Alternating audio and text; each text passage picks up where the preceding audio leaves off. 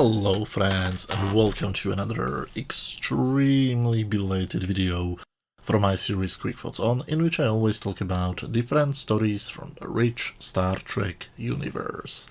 Last week, the next episode of Star Trek Picard premiered. It was called The Impossible Box, and these are my honest opinions about it. First of all, sorry that the video came out even later than last week, but because this channel is not monetized, things for which I get paid, aka day job, take preference. Second of all, what did I think about this episode? Well, I thought episode 1 was pretty good, episode 2 was pretty bad, episode 3 was slightly better than episode 2, episode 4 was slightly better than episode 3, and episode 5 was simply horrible. So what did I think about episode 6? It's actually really good. Far from perfect. It has still many stupid things, but it's a huge improvement compared to previous episodes. As usually, we start with a flashback, but this time it's a flashback to Soji's childhood. She walks into her father's office, she sees that he's working on something, but when she walks closer, he screams at her, and she, the real one, she wakes up in bed with Narek. Narek is fascinated by the thought that Robot Girl has nightmares, and plans to use it against her. Meanwhile, on our ship, which I still don't know the name of, Jurati and Picard talk about the sudden death of Dr. Bruce Maddox. Oh, this is going to be good, since Maddox was one of the two most important people in the show so far. Well, whoever wrote this clearly knows how to write realistic human reactions. Picard asks her, "What's with Maddox?" Agnes Jurati says, "He dead?" To which Picard replies with, "Okay," and leaves. Well, not literally, of course, but it's basically their whole conversation.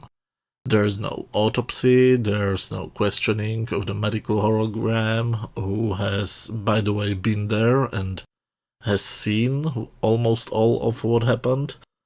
Nothing like that. He's just dead, and that's it. What did they do with his body, by the way? Did they shoot him into the space, like we have seen previously? Did they just freeze him and will bury him when they return to Earth? Did they eat him? I don't know. We just don't talk about it. It's not like he was somebody important, right? Why is Picard so dumb in this series? But to say something nice, this stupid scene is followed by a beautiful scene in which Picard is going through holographic recordings of what they all have about Borg, and in one moment we see an old promotional picture of Locutus overlaid over Picard's current real head. And it's pure visual storytelling, it's beautiful, and I love it. So, what does Jurati do after she killed the man she loved and lied about his death to the man she claims to admire? She goes to watch a naked Rios, starts making out with him, and they imply they want to dance the horizontal tango. That's absolutely normal, right? I mean, who doesn't want to have sex after killing their loved ones? Right? Narek on the Borg cube, meanwhile, gets another visit from his sister, and it's still awkward as hell. They still have some nasty chemistry. She plays with his little box. And no, that's not an euphemism for something sexual. She literally plays with his little box, which pisses him off. We will see why in a few minutes. Now he just says that it helps him to concentrate. You know what we haven't seen for a while? A scene in which women talk down or openly insult Picard. But thankfully the writer didn't forget. Picard needs a permission to get to the cube, which I think is under a joint Romulan Federation management. I think. So Raffi calls her officer friend to have a little girly talk, and she needs to get high in front of everybody. Could somebody please explain me why I should like her, or at least care about what happens to her? So of course both of the women have to insult Picard, who is sitting right next to Raffi, and he tolerates it because... why? This show shouldn't be called Star Trek Picard, but something like Insulting Cis-White Male Picard or something like that. By the way, did anybody notice a white man in this version of Starfleet, other than Picard of course? Because all I've seen were women and one black guy who was serving as a receptionist. Does it mean that Starfleet is now run by women only? That would explain why Starfleet reacts so illogically, right? By the way, if it wasn't clear that was supposed to be a little joke, put your pitchforks down. So, of course he gets the permission, and the female officer doesn't even drop an F-bomb. Wow, Star Trek without F-bombs? That feels so wrong. Picard applauds her for some reason, and her reaction is that she gets drunk and starts to make the moves on Rios.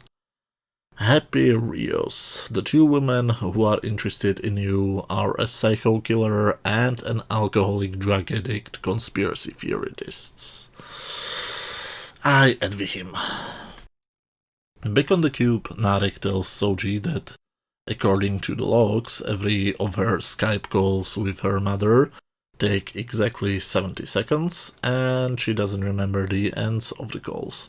So she calls her mom again, and after 70 seconds she falls asleep again, even though she's fighting it this time.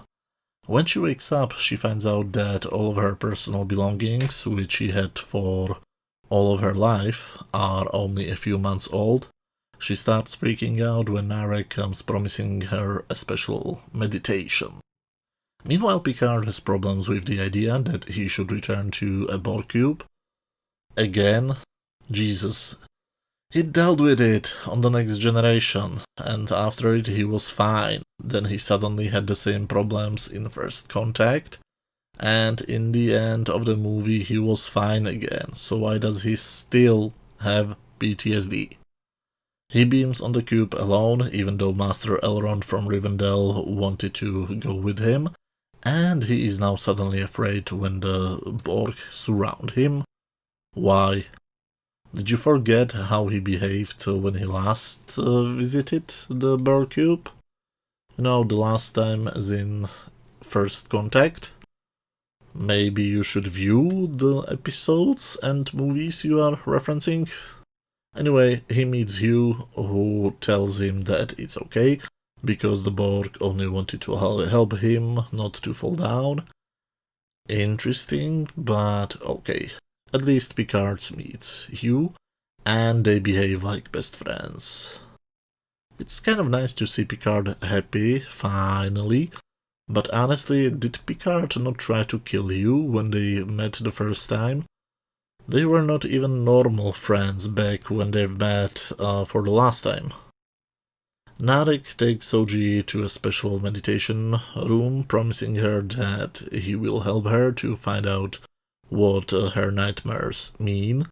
It's another beautifully shot scene, and we find out that the thing on which her father was working was her adult body. It's shot as a classic horror movie, and I love it. As soon as Narek finds out that she was created on a planet with 2 moons, for example, they mean probably Tatooine, he leaves her in the room with his little box. So, what's in the box? Pink gas. When Soji realizes that she can breathe it, she goes into Hulk mode and starts to smash her way through the floor, and she falls through the ceiling, right to the room where Picard and Hugh are. Picard makes his "come with me if you wanna live" speech, and she joins them. When they are trying to escape Romulan assassins, they play hide and seek when they get to the Queen's chamber, where Hugh activates a Stargate. Yes, the Borg have a Stargate now, didn't you know that? Why would the Borg Queen need a Stargate? You think in such three-dimensional terms. I mean, she isn't a physical ruler of the Borg, right? I always thought that she is the embodiment of the collective and that her body is simply built from extra parts which can be found on the ship on which she wants to materialize, right? So why would she need a Stargate? I mean, death of her physical body means nothing to her. We have seen her die multiple times and she simply creates a new body. But whatever, Elrond beams there somehow, decapitates a few Romulans and gives them time to escape. Somewhere. So Picard and Soji don't beam back on the ship. I guess Picard had enough of them too. But they use the teleporting device to go somewhere else, and the ship is supposed to follow them. So yeah, that's the story. Still a lot of stupid things, but not as many as in the previous episodes, and at least this one was pretty entertaining. Again, there is that wonderful feeling that I want to know what happens next, and that's a feeling I should be having in every episode, but I can't when I have to go, wait, what? Every couple of seconds. We finally closed the weird love story between the hippie Romulan and the robot girl. Picard finally caught her. The episode has a really great flow, good pacing. The director has done a really great job. The only problem, as in many cases, is the writing. Why do so many of these scripts feel like first drafts? Why do I have the feeling that the writers have never seen any of the episodes they are referencing? Why did Patrick Stewart agree to do this? Does he need a new boat? I have no clue, but again, much better than the last couple of episodes. On my standard scale from 0 to 10, where 0 is complete garbage, 10 is a masterpiece, and 5 is just average, I would give this episode 7 out of 10. Hopefully the next episode will be at least as good, but as always, these were just my opinions. Let me know what did you think about this episode. Did you love it, hate it, or agree with my rating? Let me know down in the comment section. If you enjoyed this video, please hit that thumbs up button, and see you very soon with my video about the next episode of Star Trek The Next Generation, hopefully tomorrow. Thanks a lot for watching and see you soon. Bye.